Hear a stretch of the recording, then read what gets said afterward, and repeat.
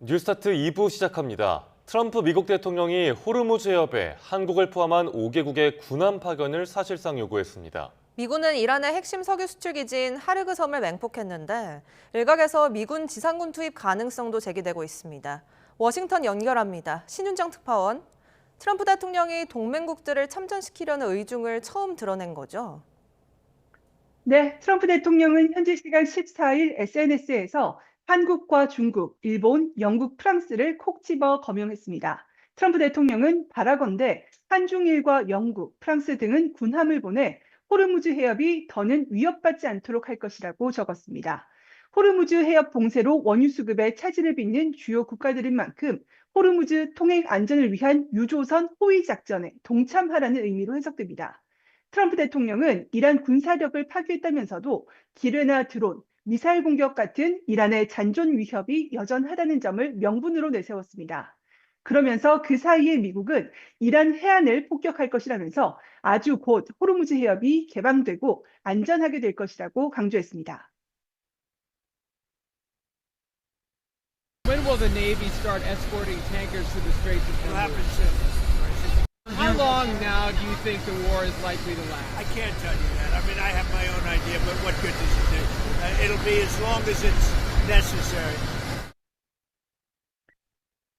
트럼프 대통령이 이란 전쟁 시작 뒤 제3국의 군사작전 동참을 요구한 건 이번이 처음인데요. 트럼프 대통령이 거명한 5개국 가운데 중국을 제외한 4개국은 미국의 동맹국입니다.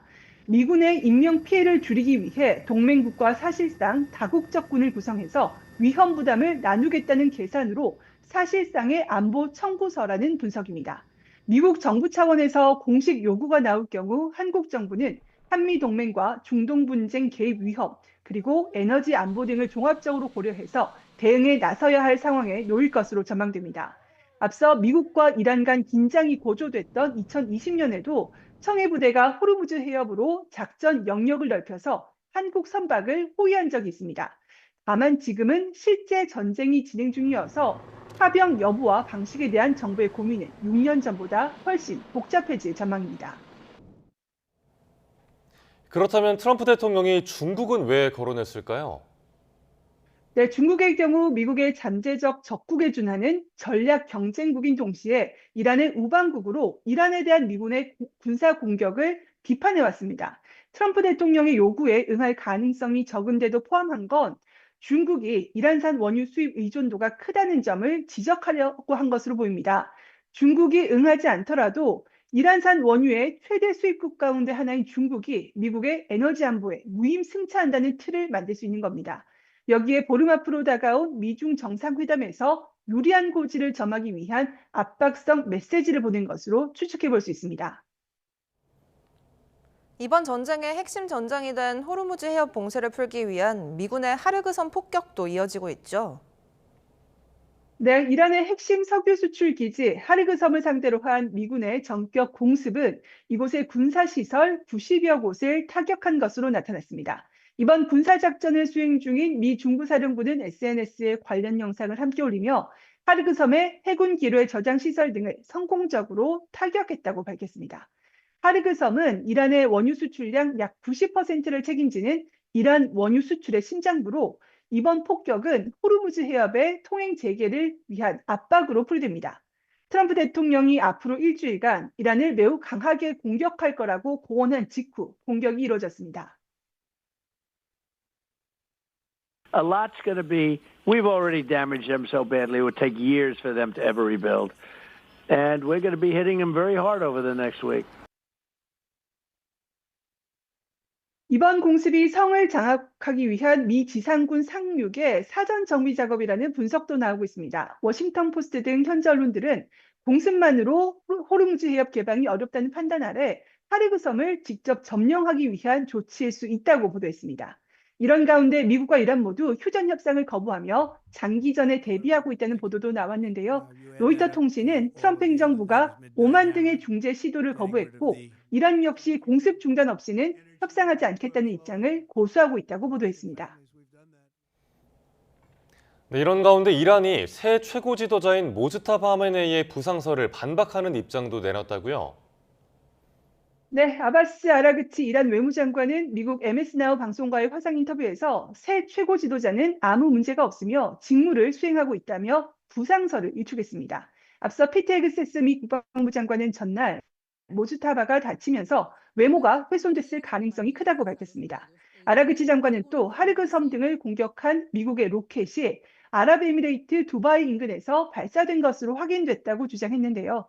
그러면서 우리는 보복할 것이지만 민간 지역을 공격하지 않도록 주의하고 있다고 예고했습니다.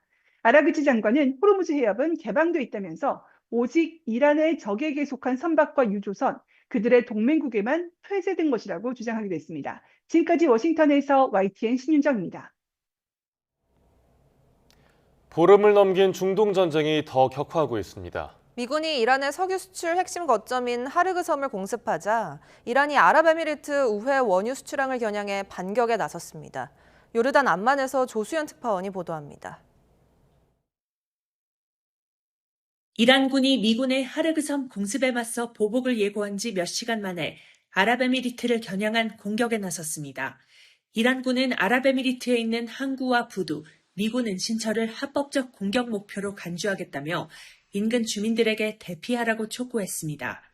비슷한 시각 호르무즈 해협을 우회해 원유를 수출하던 푸자이라 항구가 드론 공격을 받았습니다.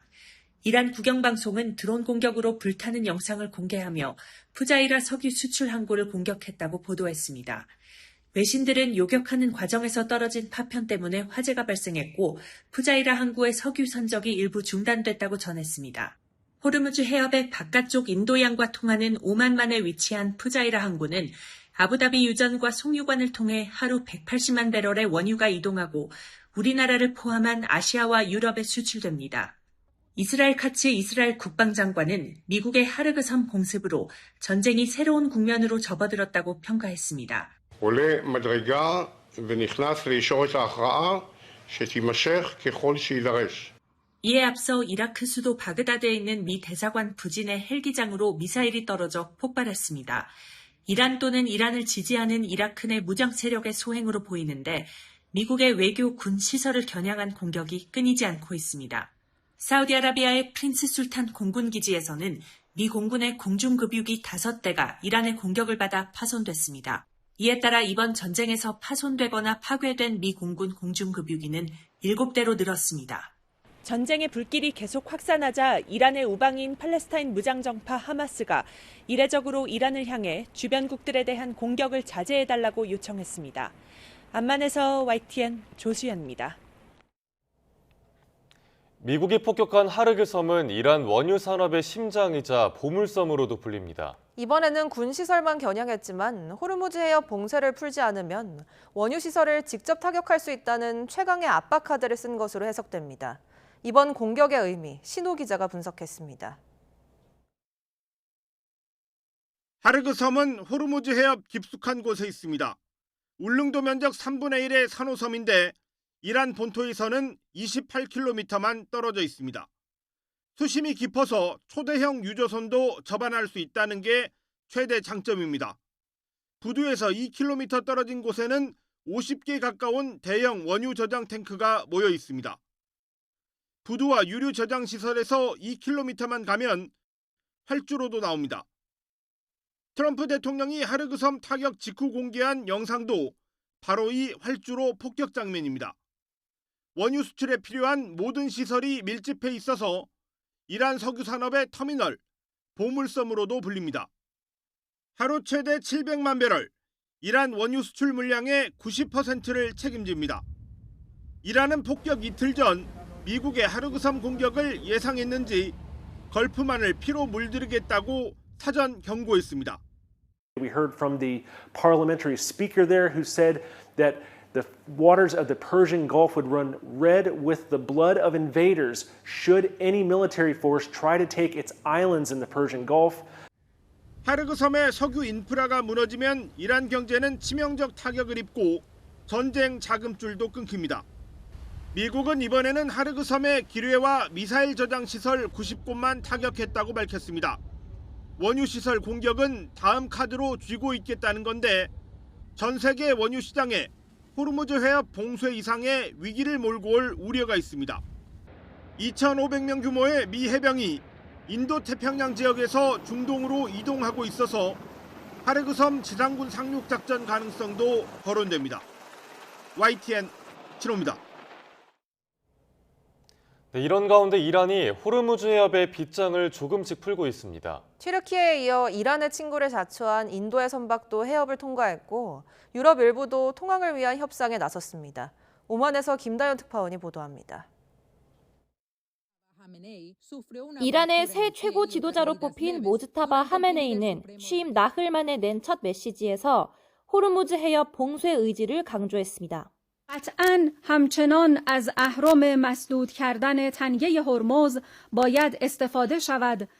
그런데 뒤이어 이란 외무차관은 우호국과 비침략국에는 통행을 허용하겠다며 철통 봉쇄가 아닌 선별 통제 방침을 밝혔습니다.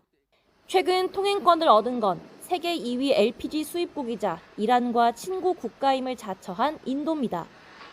모디 총리가 이란 대통령과 통화해 원활한 수송을 요청한 직후 나온 조치입니다. 몇 차례 미사일 공격을 받았던 대상이자 나토 회원국인 튀르키예도 물길을 뚫었습니다. 미국 편에 서면 위험하지만 중립을 유지하면 해협을 열어주겠다는 메시지로 읽히는데 프랑스나 이탈리아 같은 유럽 일부 국가도 이란과 협상 단계에 있습니다. 이란은 또 일부 유조선에 한해 위안화 결제를 조건으로 통행을 허용하는 방안을 검토하는 것으로도 알려졌습니다. 미국 중심의 연합전선과 달러 질서를 흔들려는 의도라는 해석도 나옵니다. 미군의 유조선 호송 작전은 아직 군불 단계입니다. 미 에너지부는 군 자산이 이란의 공격력을 무력화하는 데 집중돼 있어서 아직은 여력이 없다고 보고 있고 트럼프 대통령은 필요하다면 이라는 단서를 달고 있습니다. Well, we would do it if we needed to, but we would do it if we needed to. But, hopefully things are going to go very well. We're going to see what happens. 이란 역시 철통 봉쇄는 중국으로의 원유 수출까지 타격을 받을 수 있어서 부담입니다. 선별적 통제는 해협을 완전히 막지 않으면서도 존재감을 과시하려는 전략으로 보이는데 미국의 군사 개입 여부 등이 변수로 꼽힙니다. 오만 무스카트에서 YTN 김다연입니다. 한일 양국 재무장관이 최근 원화와 엔화 가치가 급격하게 하락하는 것에 대해 심각한 우려를 나타냈습니다. 구윤철 부총리는 필요하다면 구두 개입을 할 수 있다고 밝혔습니다. 도쿄에서 이승배 특파원입니다. 구윤철 부총리 겸 재정경제부 장관과 가타야마 사스키 일본 재무상, 나라 살림을 책임지는 한일 두 나라 수장이 주말에 도쿄에서 만났습니다. 최근 들어 원화와 엔화 가치가 급격하게 떨어지는 것에 대해 심각한 우려를 표명했습니다. 외환 시장 안정을 위해 양국이 꼼꼼하게 모니터링하고 만약 환율이 과도하게 변동될 경우에는 공동 대응하자고 뜻을 모았습니다. 구윤철 부총리는 필요하다면 구두 개입도 할 수 있다고 밝혔습니다. 통화 스와프에 대해서도 지금은 금융시장 변동성이 커 논의할 시점은 아니지만 향후 규모 등을 일본과 협의할 거라고 말했습니다. 양국 재무장관은 중동 전쟁으로 불안해진 기름값 대응을 위해 긴밀히 협력하기로 뜻을 모았습니다. 최근의 중동 상황에 대비해서 한일 양국이 서로 협력하고 필요한 공조는 같이 할 필요가 있다고 생각됩니다. 이러한 문제를 대응하는 데 있어서 개별 한 나라만의 노력으로는 한계가 있습니다. 에너지 金融市場の変動を高い緊張感を持って注視しているところだということを申し上げたいと思います。日本としては韓国をはじめとする海外当局等とも緊密かつ機動的に連携をしてまいりたいと思います。 경제 안보와 관련해서는 자원무기 핵심으로 떠오른 히토류 등 핵심 광물의 수입 다변화에 대해 서로 정보를 공유하고 협력하기로 했습니다. 인공지능 산업에서도 한국은 메모리, 일본은 로봇 관절 등 각자 강점이 있는 분야에서 힘을 모으기로 뜻을 모았습니다. 또 G20과 G7 등 다자간 무대에서도 다양한 글로벌 이슈에 대해 한일 두 나라가 서로 돕고 공동 대응해 나가자고 했습니다. 이번 한일 재무장관 회의는 이재명 대통령 취임 이후 처음이며 다음에는 1년 이내 한국에서 회의를 열기로 했습니다. 도쿄에서 YTN 이승배입니다. 중동 사태로 우리 섬유 업계도 큰 타격을 받고 있습니다. 호르무즈 해협이 막혀 수출길이 끊어지면서 많은 업체가 공장 가동 중단을 고민하고 있습니다. 허성준 기자가 보도합니다. 히잡 등 이슬람 의상의 원단을 생산하는 업체입니다. 생산된 제품은 물론 원자재까지 창고에 한가득 쌓여 있습니다. 이번 달 초 수출 물량을 선적했다가 배가 출항하지 못해 다시 하역한 겁니다. 육로로 둘러가는 길은 운송비가 2.5배나 비싸 엄두를 못 내는 상황입니다. 가격 경쟁력을 앞세운 중국 제품의 추격을 어렵게 따돌리고 얻어낸 계약이라 가슴이 더 답답합니다. 중국 때문에 저희가 단가 문제에서 나갈 수가 없었습니다. 근데 못 나가는 상황에서 저희가 어렵게 해서 두바이를 개척을 해서 이제 두바이로 나가는 상황이었었는데 이게 계속 나가지 않으면 전체적으로 다 문을 닫아야 될 상황이 올 수도 있고. 지난달에 제품을 선적한 또 다른 업체는 물건이 아직 해상에 계류 중이라고 하소연합니다. 이 물량만 60만 달러, 우리 돈 약 9억 원에 달합니다. 상황이 이렇자 업체 중에는 휴업을 고민하는 곳이 많습니다. 제품 출하를 못하는데 인건비 지출만 계속되다 보니 문을 닫는 게 낫다고 보는 겁니다. 중동 사태가 장기화하는 것 아니냐는 관측이 나오는 가운데 섬유업계의 불안과 부담은 더욱 커지고 있습니다. YTN 허성준입니다. 정부가 석유 제품 가격 상한을 정하는 최고 가격제가 본격화하면서 전국 주유소 휘발유와 경유 가격이 모두 두 자릿수 넘게 떨어져 1,800원대 중반으로 내려왔습니다. 다만 국제유가가 여전히 불안정해 추가 하락폭이 더 커질지는 불투명한 상황입니다. 오동건 기자가 취재했습니다. 서울 경부고속도로 만남의 광장 주유소, 주말 오전부터 주유를 하려는 차량들이 이어졌습니다. 시민들은 최고 가격제 시행 이후 기름값이 하락세로 돌아서자 다행이라는 반응을 보였습니다. 그래서 막 기름 미리 넣고 막 그런 일도 하고 했었는데 요즘 그래도 다시 조금 떨어진 것 같아서 다행인 것 같습니다. 한국석유공사 유가정보 시스템에 따르면 전국 평균 주유소 휘발유 가격은 하루 전보다 15원 넘게 내렸고 경유 역시 20원 넘게 떨어지며 하락세가 이어졌습니다. 정부의 최고 가격제가 본격 적용되면서 주유소 판매 가격에도 영향을 미치고 있는 것입니다. 산업통상자원부에 따르면 전국 1,646개 주유소 가운데 최고 가격제 직후 휘발유 가격을 내린 곳은 전체 43.5%로 집계됐고 경유 역시 43.8%로 비슷한 수준이었습니다. 정부는 가격 안정화 조치가 이어지면서 주유소의 가격 인하 동참도 점차 확대될 것으로 기대하고 있습니다. 다만 국제유가 흐름은 여전히 변수입니다. 지금 가격이 앞서 제가 중동산 싱가포르 현물 시장에서 130달러, 120달러, 119달러 이 정도에서 계속 반영이 되고 있거든요. 그러면 2주 후는 정유소의 이제 이 가격 상한제 폭이 굉장히 높아질 수 있다는 겁니다. 최고 가격제는 두 주마다 가격 상한이 다시 정해지는데 국제유가 상승세가 이어질 경우 주유소 기름값에도 다시 영향을 줄 수 있습니다. 현장에선 다시 가격이 오를 수 있다는 불안의 목소리도 나오고 있습니다. 오르고 있고 또 지금도 또 바로 또 오를 예정이잖아요. 또 어떻게 정부에서 아무리 잡고 있을 수도 없는 거고. 최고 가격제 시행으로 주유소 판매 기름값이 내려가곤 있지만 국제유가가 들썩이며 인하폭이 계속 커질 수 있을지는 미지수입니다. YTN 오동건입니다. 이스라엘 텔아비브 시내가 불바다가 되고 또 세계 최고층 빌딩인 부르즈 칼리파가 불길에 휩싸이는 영상. 최근 중동 사태와 관련해 SNS에서 수천만 회의 조회수를 기록했습니다. 그런데 이 영상들 알고 보니 모두 AI가 만든 가짜였습니다. 고한석 기자가 보도합니다. 건물이 도미노처럼 무너졌고 도시는 폐허가 됐습니다. 텔아비브 심판의 날이라는 16초짜리 이 영상은 이란 매체 테헤란 타임즈가 페이스북 등에 공유하며 확산했습니다. However, it is AI generated and the details prove it. Look at the cars that are merging together. Also, the poor quality as well as the unidentifiable objects on the rooftops are indicators.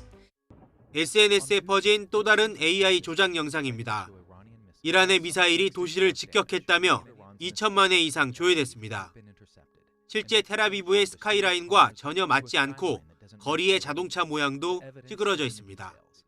세계 최고층 빌딩인 두바이 부르즈 칼리파가 공격받는 영상도 퍼졌습니다. 하지만 실제로는 아무런 피해가 없었습니다. 이라크 에르빌 국제공항, 실제 연계 기둥에 AI가 화려한 불꽃놀이를 덧입혀 폭발 규모를 왜곡하는 사례도 있습니다. X began adding manipulated media labels to some of these AI videos, but many still remain unlabeled on the platform. 가짜 영상들은 전황이 급박해 실제 영상이 부족한 정보의 공백을 틈타 빠르게 확산합니다. 잘못된 여론이 형성되고 가짜 영상 탓에 전쟁의 진짜 참상이 가려지는 등 AI 조작 영상의 폐해는 가늠할 수 없을 정도로 커지고 있습니다. I think the most important advice, one which we also give in our team, is if it looks too good to be true, it probably isn't. 전문가들은 SNS에서 확산하는 전쟁 영상을 그대로 믿기보다 출처가 확실하고 공신력 있는 보도를 통해 사실 여부를 확인해야 한다고 강조합니다. YTN 권석입니다. 중동 사태로 주한미군 요격 미사일이 반출되면서 미국은 필요에 따라 자국 전력을 움직일 수 있다는 전략적 유연성 기조를 재확인했습니다. 대북 방어 탓엔 문제가 없다지만 우리 방공 체계를 더 보강할 필요는 있어 보입니다. 나혜인 기자입니다. 이란 공습 이후 주한미군이 반출한 방공 무기는 패트리엇과 사드 유도탄입니다. 국산 천공2와 함께 현재 우리 미사일 방어 체계의 주축을 이루는 무기들입니다. 패트리엇은 고도 40km 이하 종말 단계에서 사드는 이보다 높은 150km 이하에서 날아오는 적의 미사일을 요격하게 설계됐습니다. 미국이 한반도에 배치한 전력을 옮겨 쓴 게 처음 있는 일은 아닙니다. 패트리엇 포대는 지난해 이란 핵시설 공습 때도 중동에서 역할을 했고 당시 한반도엔 F-35 전투기 등이 증강 배치됐습니다. 다만 12일 만에 확전 없이 끝났던 그때보다 지금이 여유 있는 상황은 아닌 것으로 보입니다. 단계적으로 계획을 해서 좀 반출하는 상황은 아닌 것 같아요. 생각했던 것보다 이란의 어떤 저항이라든가 결사항전 의지가 지금 굉장히 고조되고 있거든요. 한미는 연합 방위 태세와 북한 억지력엔 문제가 없다고 강조하고 있습니다. 하지만 미국이 자국 이익을 위해 언제든 전력을 빼다 쓸 수 있다는 걸 재확인한 만큼 반면 교사가 필요하다는 목소리도 나옵니다. 외부의 지원이 없어질 경우 우리의 뜻과 다르게 그럴 경우에도 우리는 자체적으로 방해할 수 있는 소위 자주 국방 역량을 충실히 갖춰야 되고 우리 군은 기존 방공망의 한국형 사드로 불리는 LSAM과 이스라엘의 아이언돔을 능가하는 북한 장사정포 요격체계 LAMD 등을 확충한다는 계획입니다. 하지만 실전 배치까지는 수년이 더 필요하고 드론 같은 새로운 위협에 대응할 전력 보강도 시급하다는 지적이 나옵니다. YTN 나인입니다. 김정은 북한 국무위원장은 최근 신형 구축함 관련 일정을 연이어 소화하며 해상 핵 무력을 거듭 과시했습니다. 중동 사태가 발생한 이후 대미 메시지의 수위는 조절하면서도 정교한 압박에 나설 거란 분석도 나오고 있습니다. 이종원 기자입니다.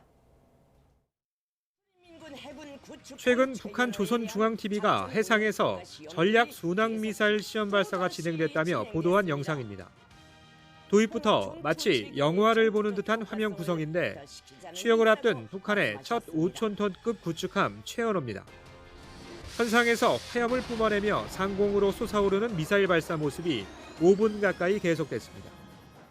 김정은 동지께서는 국가전략무기 통합지휘체계의 믿음성과 함해 통합전투체계 우월성이 확증된 데 대하여 커다란 만족을 표시하셨습니다. 발사한 미사일을 전략무기라고 한 건 핵탄두 탑재가 가능하다는 의미로 지상뿐 아니라 해상에서도 언제든 핵무력 사용이 가능하다는 점을 과시한 셈입니다. 사거리를 고려하면 남한 전역은 물론 일본 등 미군의 주요 해외 주둔기지도 사정권이라 대미 압박용 메시지로 보입니다. 실제 김정은 국무위원장은 최근 일주일 사이 3차례나 최연호 관련 일정을 소화했습니다. 이미 공개한 5,000톤급을 넘어 처음으로 8,000톤급 구축함도 언급했습니다. 모두 이란에 대한 미국의 공습이 시작된 이후 진행된 일정입니다. 북한은 이란 사태를 지켜보면서 다양한 핵 타격 수단들의 검증과 실전 배치를 서두르고 있습니다. 그래서 미국의 선제 타격 의지 자체를 끊는데 초점을 맞추는 등 이에 더해 김 위원장은 최근 권총 등을 만드는 군수공장을 찾아 우리로 치면 경찰이나 예비군, 민방위에 해당하는 조직의 전투력 강화를 주문하기도 했습니다. 최근 북한이 대미 메시지의 수위는 조절하고 있다곤 하지만 바다의 핵미사일 기지를 부각하고 민간 무력의 무장까지 강조하고 나선 건 언제든 총력전에 나설 수 있다는 정교한 압박 메시지란 분석도 나오고 있습니다. YTN 이종원입니다.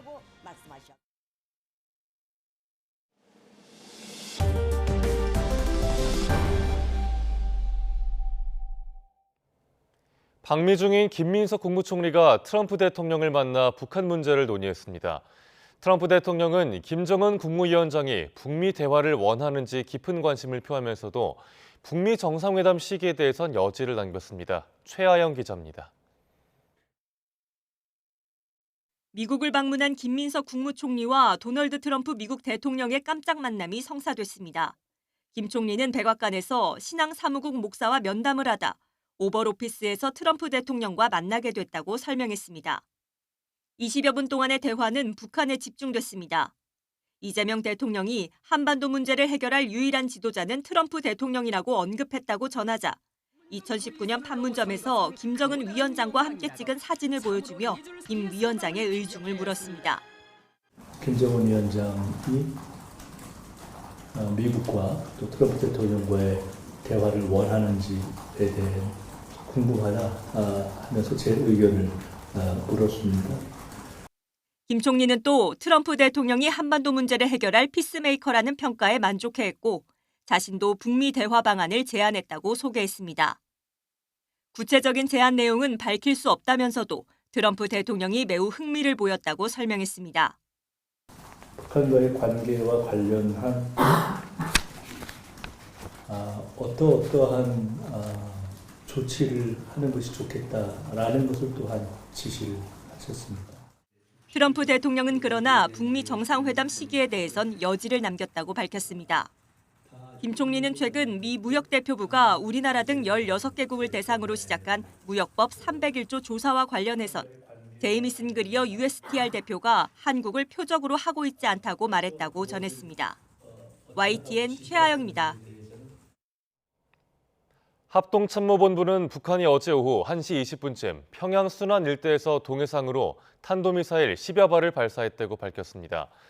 합참은 이 미사일이 약 350km를 비행했다며 정확한 재원에 대해서는 한미 정보당국이 정밀 분석 중에 있다며 이같이 전했습니다. 청와대 국가안보실은 북한이 탄도미사일을 발사한 것과 관련해 국방부와 합참 등 관계기관이 참석한 가운데 긴급 안보 상황 점검 회의를 열었습니다. 안보실은 어제 회의에서 이번 발사가 우리 안보에 미치는 영향을 살펴보고 필요한 조치 사항들을 점검했습니다. 그러면서 북한의 이번 탄도미사일 발사는 유엔 안전보장이사회 결의들을 위반하는 도발 행위라며 이를 즉각 중단하라고 촉구했습니다. 미군 인도태평양 사령부는 북한의 탄도미사일 발사에 대해 인지하고 있으며 동맹국, 파트너국들과 긴밀히 협의하고 있다고 밝혔습니다. 인태사령부는 현지 시간 14일 성명을 통해 현재 평가에 따르면 이 사건은 미국 인원이나 영역, 우리의 동맹국들의 즉각적인 위협을 제기하지 않는다고 밝혔습니다. 이재명 대통령이 과거 자신에 대한 조폭 연루설을 보도한 언론을 향해 무책임하다며 흉기보다 더 무서운 거라고 질타했습니다. 일각에선 김어준 씨 유튜브 방송에서 제기된 이른바 공소 취소 거래설을 염두에 둔 발언이 아니냐는 해석도 나오고 있습니다. 보도에 정인용 기자입니다. 이재명 대통령이 주말 SNS에 언론을 겨냥한 비판글을 올렸습니다. 지난 2022년 20대 대선을 앞두고 이른바 이재명 조폭 연루설을 주장한 장영하 변호사가 허위사실 유포로 유죄 확정 판결을 받았는데도 사과는커녕 정정보도 하나 없다는 겁니다. 세상에는 여전히 자신을 조폭 연루자로 아는 사람들이 많을 거라며 그래서 무책임한 언론은 흉기보다 무서운 거라고 지적했습니다. 과거 해당 의혹에 대해 법적으로 대응하며 자신을 도왔던 이건태 민주당 의원에게 감사를 표하고 가짜뉴스 없는 세상을 희구한다고 적었습니다. 일각에선 이 대통령의 이 같은 언급이 최근 논란이 되고 있는 공소취소 거래설에 에둘러 불쾌감을 내비친 거란 분석도 내놓고 있습니다. 실제로 하루 전 홍익표 청와대 정무수석은 이 의혹에 대해 대응할 일고의 가치도 없다며 매우 부적절한 가짜뉴스라고 규정하기도 했습니다. 특히나 이 문제가 저는 그럼에도 불구하고 심각하게 보는 것은 자칫 정부와 정책에 국민적 신뢰도를 떨어뜨릴 수 있는 것이기 때문에. 하지만 청와대 관계자는 이 대통령의 SNS 글은 대법원 판결이 나와도 과거 잘못된 보도를 바로잡지 않는 일부 언론을 지적한 거라며 두 사안이 결이 다르다는 취지로 설명했습니다. 다만 공소취소 거래설의 후폭풍이 계속되고 있어 이 대통령의 메시지가 적잖은 파장을 불러올 거라는 관측도 나옵니다. YTN 정용입니다. 더불어민주당은 대통령의 조폭 연루설을 제기한 장영하 변호사의 유죄 판결은 사필 규정이라며 가짜뉴스를 유포하는 언론 행태를 정조준했습니다. 공소 취소 거래설을 확산시키지 말라는 경고장으로도 읽히는데요. 국민의힘은 떳떳하면 김어준 씨까지 고발하고 특검 수사를 받으라며 압박 강도를 높였습니다. 계속해서 강민경 기자가 보도합니다. 민주당은 이재명 대통령과 보폭을 맞춰 조폭 연루설을 보도한 언론을 비판하는 데 가세했습니다. 의혹이 처음 나왔을 땐 경쟁하듯 보도하더니 거짓으로 드러났을 땐 침묵으로 일관한다며 국민 앞에 사과하고 사실을 바로잡아야 한다고 촉구했습니다. 허위 사실을 검증 없이 확대 재생산하는 보도는 사회를 혼탁하게 만들고 민주주의를 왜곡하는 흉기란 지적도 빼놓지 않았습니다. 가짜 뉴스가 아닌 진실이, 왜곡이 아닌 정의가 흐르는 사회를 만드는 것이 언론과 정치 모두의 책임입니다. 직접 언급하진 않았지만 민주당이 최근 법률권을 강타한 공소취소 거래설까지 염두에 두고 지방선거 전 가짜뉴스 확산 경계령을 내렸다는 해석이 나왔습니다. 국민의힘은 공소취소 거래설의 전모부터 밝히라며 압박을 이어갔습니다. 가짜뉴스에 그렇게 민감하게 반응하는 민주당이 거래설 의혹을 방영한 김어준 씨를 고발 대상에서 제외한 건 앞뒤가 맞지 않는다는 논리를 펼친 겁니다. 떳떳하다면 특검을 받으란 압박도 빼놓지 않았는데 의석수로는 승부를 볼 수 없는 만큼 여론전을 이어가는 차원으로 보입니다. 김어준 방송이야말로 바로 그 흉기 같은 언론 아닙니까? 정말 가짜 뉴스라면 특검을 통해 떳떳이 밝히십시오. 여야는 이란 사태 대응을 위한 벚꽃 추경을 둘러싸고도 공방을 벌였습니다. 국민의힘은 선거를 앞둔 매표 행위이자 국가 재정을 망가뜨리는 결정이라며 세수가 남으면 재정 건전성부터 해결하라고 날을 세웠습니다. 민주당은 중동발 위기 극복 추경은 국민 생존의 문제라고 응수하며 야당의 노골적 국정 발목 잡기부터 멈추라고 맞섰습니다. YTN 강민경입니다.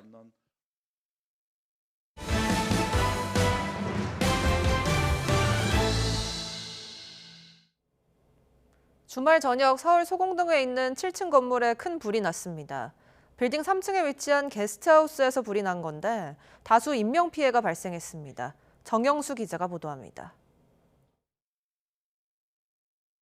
회색 건물 창문 밖으로 시뻘건 불길이 치솟아 오릅니다.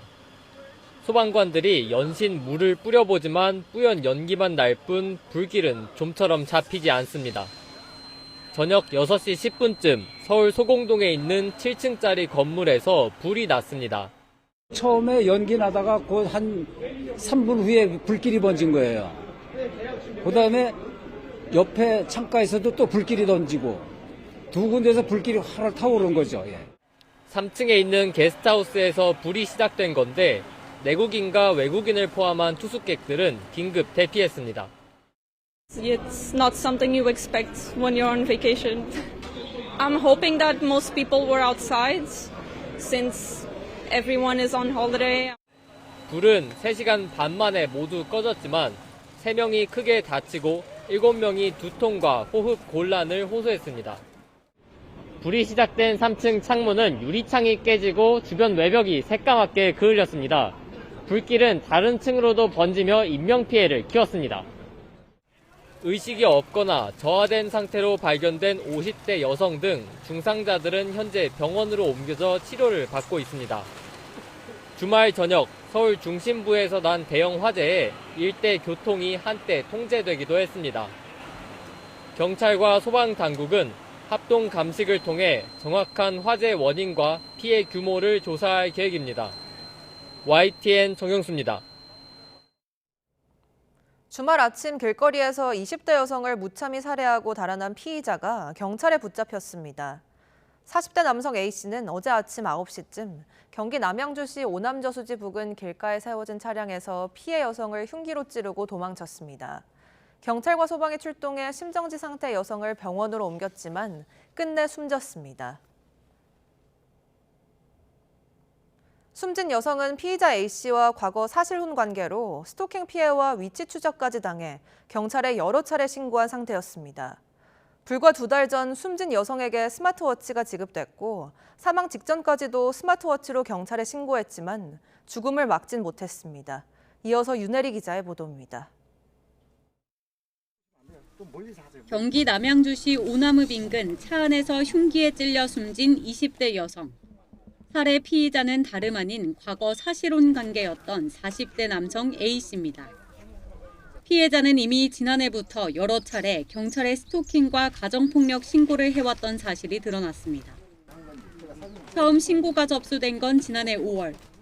경찰은 당시 A씨를 특수상해 혐의로 검찰에 넘겼고 2달 동안 접근을 막는 임시조치 2호 3호 결정을 받았습니다.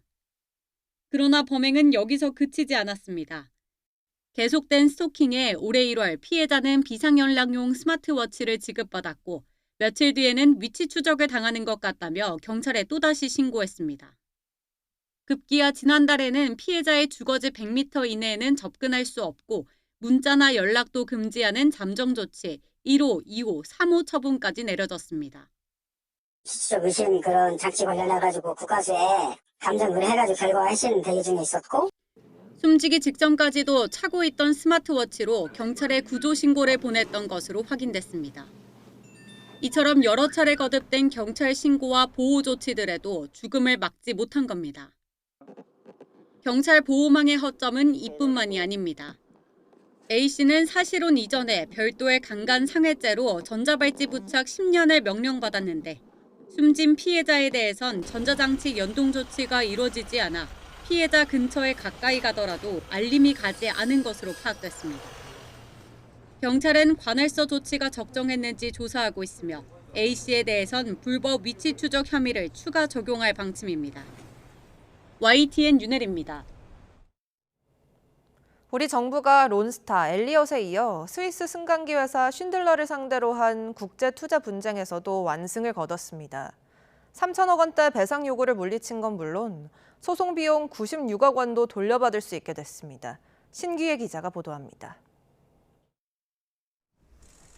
우리 정부가 국제 투자 분쟁 ISDS 사건에서 또 승소했습니다. 이번에 승소를 거둔 사건은 스위스 승강기 회사 쉰들러와의 3,200억 원 규모 투자 분쟁입니다. 국제상설중재재판소의 사건중재재판부는 판정부는 만장일치로 쉰들러의 모든 청구를 기각하였습니다. 앞서 쉰들러는 자신들이 2대 주주로 있었던 현대 엘리베이터 측과 경영권 분쟁을 겪었습니다. 현대 엘리베이터가 2013년부터 2년 정도 진행한 유상증자를 두고 경영상 필요가 아닌 지배권을 지키기 위한 목적이었다고 주장했습니다. 쉰들러 측은 공정거래위와 금융위 등 우리 정부기관이 이 유상증자 과정에 대해 규제와 조사 권한을 충실히 이행하지 않았다며 2018년 국제투자 분쟁을 제기했습니다. 원래 5천억 원 규모였던 쉰들러 측 손해배상 청구액은 8년의 공방을 거치며 3,200억 원으로 줄었습니다. 그리고 치열한 다툼 끝에 중재판정부가 쉰들러 측 주장을 모두 배척하면서 우리 정부는 거액의 배상 요구를 떨쳐내고 소송 비용 96억 원까지 돌려받게 됐습니다. 우리 정부의 투자협정 위반이 인정되지 않아 국제법상 국가 책임이 성립할 수 없으며 이에 따라 쉰들러의 배상 청구를 모두 기각한다는 것입니다.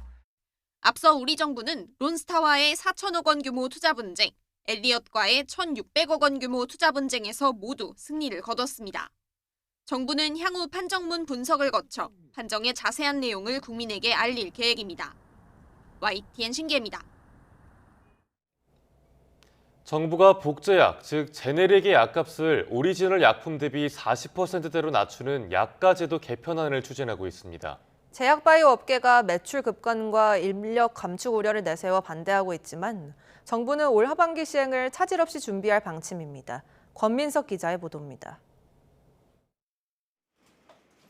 정부는 지난해 11월 13년 만에 약가제도 개편안을 공식화했습니다. 이름만 다르고 성분과 효능은 똑같은 복제약, 제네릭이 품목당 많게는 100개 넘게 난립하는데도 약값은 OECD 평균보다 2.17배나 비싼 현실 때문입니다. 신규 제네릭의 경우 오리지널 의약품 대비 53.55%에서 40%대 수준으로 낮추고 이미 등록된 제네릭은 2012년 이후 지금까지 가격 변동이 없는 약제가 조정 대상입니다. 희귀 의약품이나 안정적 수급이 필요한 약은 제외됩니다. 건보의 지속 가능성을 담보하는 문제도 있고, 두 번째는 신약 개발의 생태계를 조성해서 혁신적 R&D를 하는 기업을 좀 더 우대하는 부분도 있어서 올 하반기부터 기등재 의약품 4천여 품목 약값이 순차적으로 내려가면 국민건강보험 약제비 재정이 1조 원 절감될 거란 분석이 나옵니다. 그만큼 환자 부담도 줄 거로 예상되는데 제약 바이오 업계는 연간 매출이 최대 3조 6천억 원 감소하고 14,000여 명이 일자리를 잃어 신약 개발 역량까지 위축될 거라고 반발하고 있습니다. 정부는 그러나 2012년 일괄 약가 인하 때도 똑같은 우려가 있었지만 상장 제약기업 연구개발비는 2023년 오히려 4배 넘게 늘었다면서 오는 7월 이후 약가제도 개편을 흔들림 없이 추진하기로 했습니다. YTN 권민석입니다. 타계한 지 15년이 지났지만 여전히 많은 독자의 사랑을 받는 작가는 생각보다 많지 않습니다. 박완서 작가가 그런 드문 경우인데요. 최근에는 작가의 서재를 옮겨놓은 아카이브 공간이 생겼고 대표작을 모은 새 책도 출간됐습니다. 박순표 기자의 보도입니다. 박완서 작가가 돌아가시기 전까지 글을 썼던 서너 평 남짓한 서재입니다. 특별할 것이 없는 조그만 책상과 의자 옆으로 빼곡하게 책을 품은 나무 책장이 말없이 자리했습니다. 생애 마지막 10년 동안 글을 썼던 작가의 서재가 고스란히 옮겨왔습니다. 손때 묻은 책과 책상, 의자 옆으로 작가가 아꼈던 앞마당의 살구나무까지 흙과 함께 이사왔습니다. 원고와 일기, 편지 등 작가 유품 470여 점이 박완서 아카이브라는 이름으로 모교 도서관에 한 자리를 잡았습니다. 저희만의 공간이 아니고 많은 독자와 학생들이 거기서 많이 영감도 받고 그런 또 엄마 문학을 통해서 많이 위로도 받고 그런 곳이 되리라고 믿고 기대합니다. 작가의 타계 15주년을 기리는 소설집도 나왔습니다. 한강, 김현수 등 후배 작가 31명이 작가의 대표 단편을 추천했고 이 가운데 10편이 담겼습니다. 지금도 널리 읽히는 도둑맞은 가난, 나의 가장 나종진인 것 등 사회적 문제와 개인적 아픔을 다룬 대표작이 독자를 기다리고 있습니다. 사회적인 변동, 국가의 운명 그런 것이 우리의 개인 생활을 깊숙이 파괴하기도 하고 침해에 들어오기도 하고 그러니까 항상 그 사회적인 관심을 안 가질 수가 없죠. 박완서 작가는 5남매를 키우며 나이 40에 문단에 나와 여성 작가로서 서사의 지평을 넓히며 한국 문학에 큰 발자취를 남겼습니다.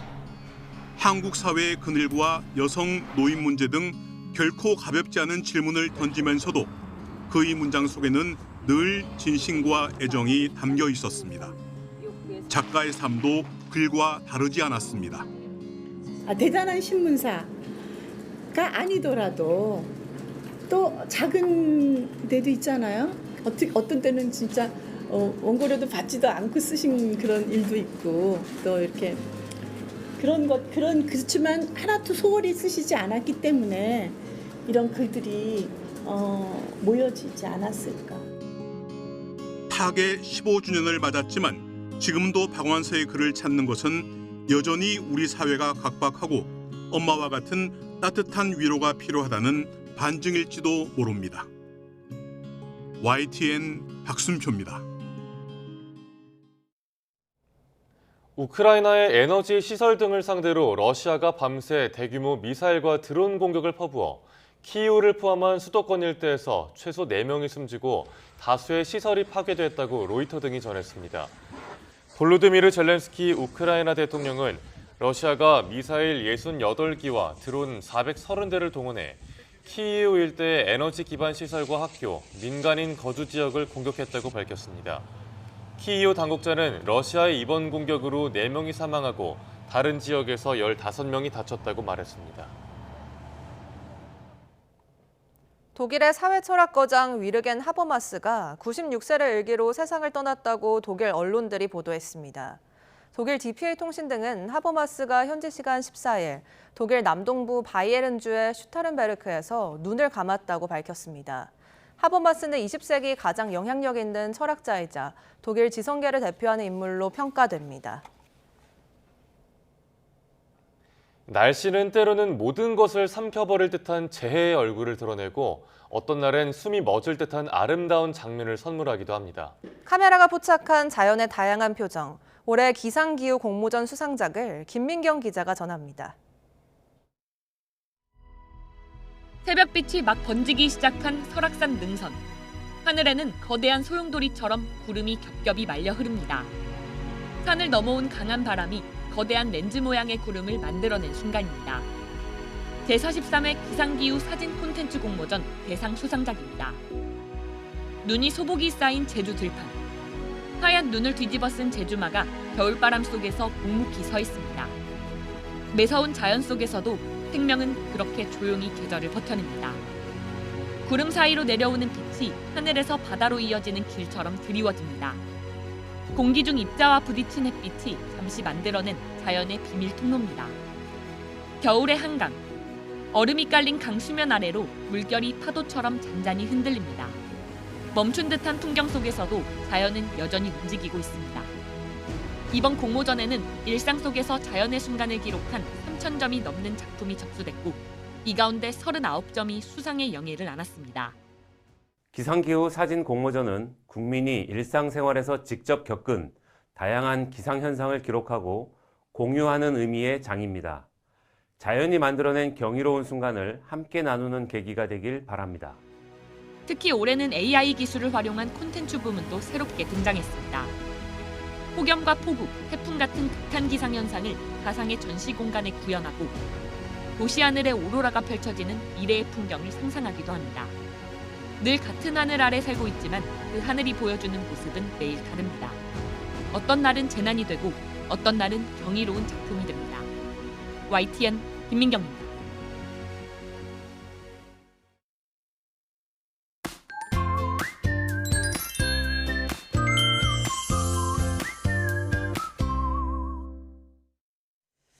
아침엔 다소 쌀쌀합니다. 현재 서울 기온은 6.4도인데요. 낮에는 서울이 12도, 춘천은 13도까지 올라서 일교차가 10도 안팎 크게 벌어지겠습니다.